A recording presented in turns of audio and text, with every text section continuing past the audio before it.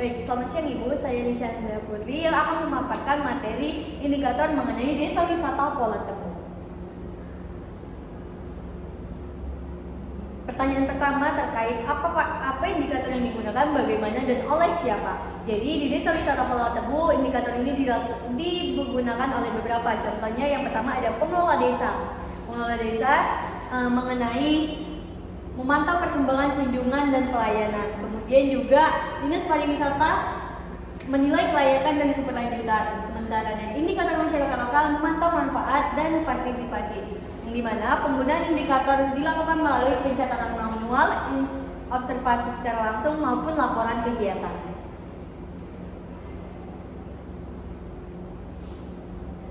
Kemudian indikator mana sih yang digunakan di desa wisata Pola Tebu ini? Indikator kurang terpakai karena indikator yang kurang terpakai itu lebih ke berbasis digital. Contohnya Google Maps-nya, Instagram, TikTok, maupun akun sosial media lainnya. Terkait juga dengan evaluasi kepuasan wisatawan saat berkunjung ke sana, performa pemandu wisata. Kemudian apakah pengguna menganggap situasi saat ini bermanfaat? Sangat bermanfaat, namun masih belum optimal. Pengguna merasa indikator yang ada masih membantu membaca kondisi desa, tetapi seperti data kurang konsisten, pengukuran tidak selalu dilakukan, indikator belum menggambarkan perkembangan digital dan tren wisata yang baru. Pertanyaan selanjutnya,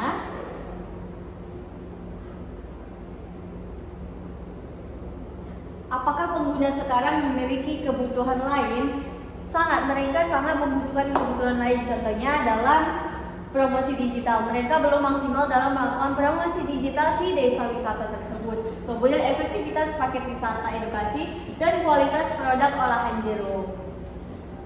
Apakah ada pengguna potensial baru? Ada. Contohnya sekolah, komunitas pariwisata, komunitas agrowisata, keluarga, dan mahasiswa yang menjadi pengguna potensial baru yang bisa memanfaatkan data indikator. Kemudian, apakah indikator dalam bentuk yang benar atau apakah bentuk lain sekarang diperlukan? Indikator yang ada sudah baik, cuman masih lebih harus diperbaiki dan diperluas. Contohnya itu yang pertama dalam indikator digital marketing, karena mereka belum benar-benar maksimal untuk melakukan promosi digital. Kemudian yang kedua, indikator pengalaman wisata, experience quality. Dan yang terakhir ada indikator inovasi UMKM berbasis jeruk. Jadi mereka masih perlu diperluas dan diperdalam lagi. Apakah ada cara untuk mengumpulkan atau menganalisis data indikator yang mungkin membuat produksi lebih mudah atau lebih efisien?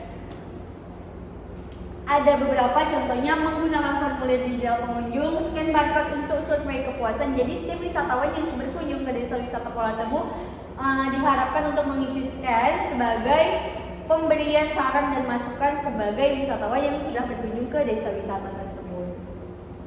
Kemudian, apakah ada masalah baru yang muncul dan yang membutuhkan indikator? Ada beberapa.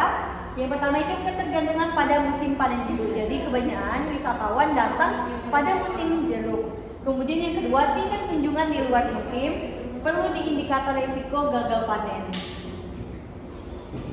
Pertanyaan selanjutnya, apakah sekarang tersedia informasi yang dapat memungkinkan indikator yang terlalu sulit untuk produksi, tetapi yang dianggap penting yang dianggap penting untuk ditambahkan? Data dari Dinas Pertanian tentang varietas jeruk dan data cuaca di desa wisata Pola Tebu ini memungkinkan desa menambah indikator produktivitas jeruk yang sebelumnya sangat sulit diukur.